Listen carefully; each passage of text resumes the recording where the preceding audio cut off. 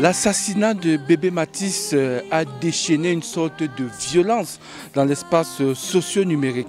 Des violences ont été observées du côté du commissariat, du parquet, jusqu'à la mise sous mandat de dépôt provisoire à la prison centrale de Konengi. On continue d'enregistrer des scènes de violence. Des camps s'affrontent. Tout le monde réclame la justice pour bébé Matisse et également pour ses parents. Pour pouvoir comprendre qu'est-ce qui peut être à l'origine, quel est le profil sociologique de ce type de violence, de ce type d'individus, nous sommes allés à la rencontre d'un spécialiste, le professeur Bios, qui est sociologue et enseignant à l'université de Yaoundé 1, qui essaie de faire l'analyse, la psychanalyse de la société camerounaise qui est malade et qui a dans ses gènes la violence. Suivez plutôt.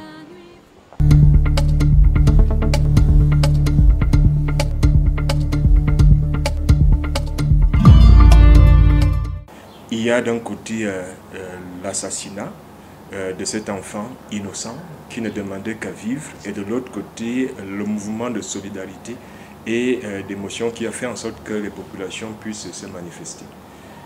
Pour le premier cas, on voit bien évidemment que de plus en plus ce sont des actes qui, sans être véritablement isolés, traduisent véritablement une société malade.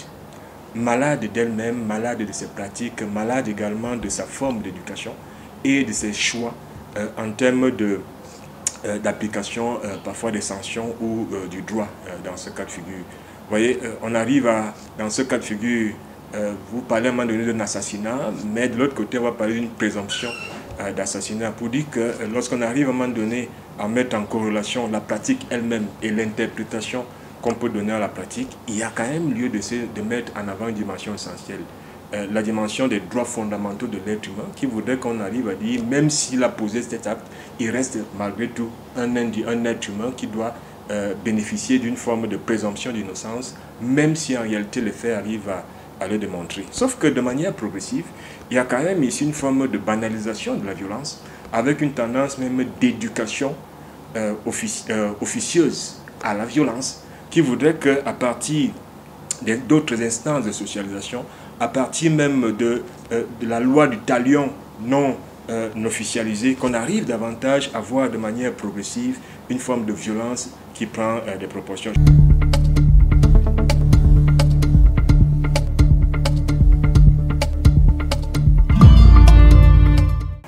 Ce n'est pas une complicité en tant que telle, c'est la conséquence d'une société qui se définit à partir de ces principes de gestion ou de gouvernance, et également à partir des formes de tolérance qu'on peut avoir à observer. C'est-à-dire que de toutes les façons, l'acte posé ne peut avoir une réponse immédiate s'il n'y a pas une procédure qui entoure cela, pour qu'on arrive davantage à rendre responsable de manière juridique une personne qui aurait posé un acte. L'autre fait également, c'est que dans ce cas de figure, la deuxième dimension qu'il fallait développer, c'est que de manière progressive, avec la mobilisation d'autres instances de communication, il y a quand même ici une forme de bouche à oreille technologique qui fait en sorte que les gens commencent à réagir, les gens commentent au point où parfois les gouvernants sont obligés de réagir de manière officielle pour qu'on n'ait pas l'impression que l'État a démissionné et a laissé davantage la société dans une situation d'anomie, d'absence de normes et d'absence de régulation, de contrôle dans ce cas de figure. Et c'est ça qui justifie parfois des mobilisations collectives qui auront tendance à défendre des cas comme cela et à solliciter même ou à pousser certains avocats à se constituer pour défendre la cause de la famille, parfois de manière gratuite.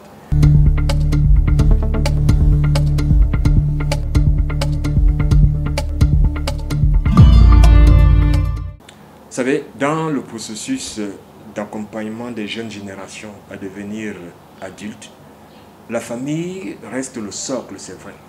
Mais la famille, à un moment donné, devient un instrument au même titre que d'autres instances qui interviennent. L'enfant va passer plus de temps à l'école. L'enfant aura à un moment donné d'autres instances, d'autres groupes de référence, où parfois il y aura une sorte de dédoublement de personnalité, donnant l'impression d'être un enfant calme, posé à la maison, alors qu'à l'extérieur, c'est davantage quelqu'un qui arrive à chercher absolument à être accepté par ses amis et une acceptation qui va conduire davantage à structurer une socialisation seconde.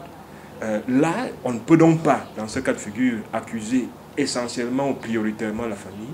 On va davantage comprendre que cette famille va davantage être structurée dans une société ou dans un environnement qui aura également ses heurts, qui aura également ses malheurs, qui aura également ses moments de traumatisme au regard de ce qu'il y a quand même des liens de sang qui peuvent être ici un facteur perturbateur de cet équilibre recherché, parce que de toutes les façons, et malheureusement, certaines familles vont garder par devers elles des criminels, des bandits, des personnes psychologiquement troublées qui auraient pu gagner à être dénoncées pour que des travers ne se produisent pas et que malheureusement nos prisons soient davantage engorgées.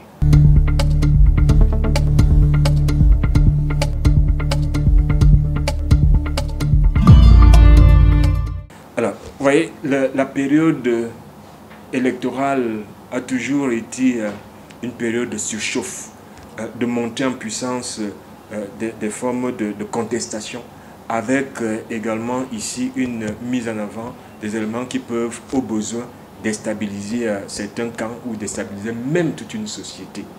Ça, il faut le comprendre ainsi. Mais il y a eu une forme de déportation du champ de cette violence où, si par le passé, c'était à travers des manifestations publiques dans des espaces bien circonscrits, aujourd'hui, on peut les voir dans un espace virtuel, mais au-delà de tout, on devrait comprendre une chose. C'est peut-être cet espace qui permet aux gens de se défouler. Se défouler, pourquoi? Parce que la vie au quotidien, parfois, est travaillée par un ensemble de pressions, un ensemble de besoins, un ensemble de manquements. Et dans ce cas de figure, on arrive à trouver une forme d'expiation du péché, où on va trouver l'autre groupe ethnique comme responsable de son malheur et autres.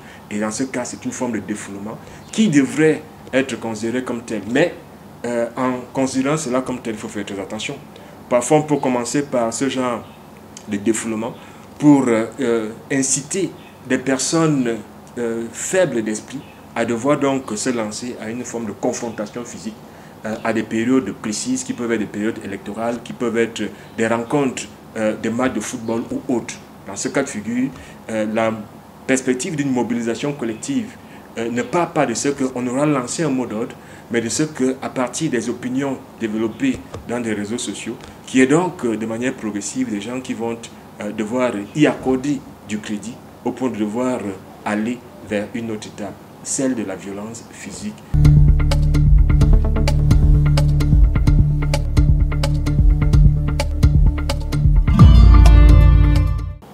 La première chose à devoir relever ici, c'est quoi? C'est une éducation à la citoyenneté. Bon, ça se passe déjà.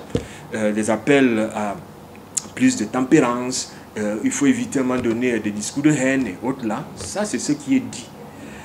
Mais des discours également qui, dans certains cas, peuvent être circonscrits parce que de toutes les façons, c'est beaucoup plus dans des espaces virtuels qu'on peut voir cela. Avec malheureusement une tendance à ne pas avoir un public suffisamment identifiable. Parfois, ce sont des profils anonymes qui arrivent donc à devoir le faire, même si dans ce cas de figure, et ça c'est la deuxième orientation, il y a l'intervention de l'État à travers des structures comme l'Antique qui peuvent travailler davantage à devoir identifier ces personnes et à donner par un processus de contrôle assez dur l'exemple de conduite.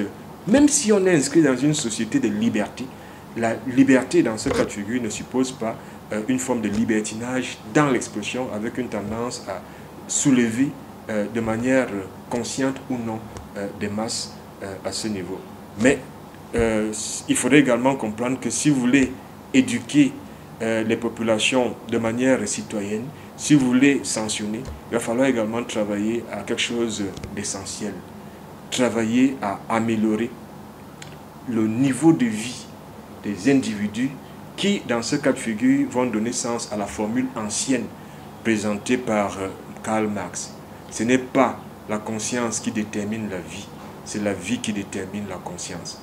Auquel cas, si vous avez un ventre vide, c'est normal que vous soyez davantage préoccupé à être violent parce que vous voulez davantage assouvir les besoins qui sont les vôtres.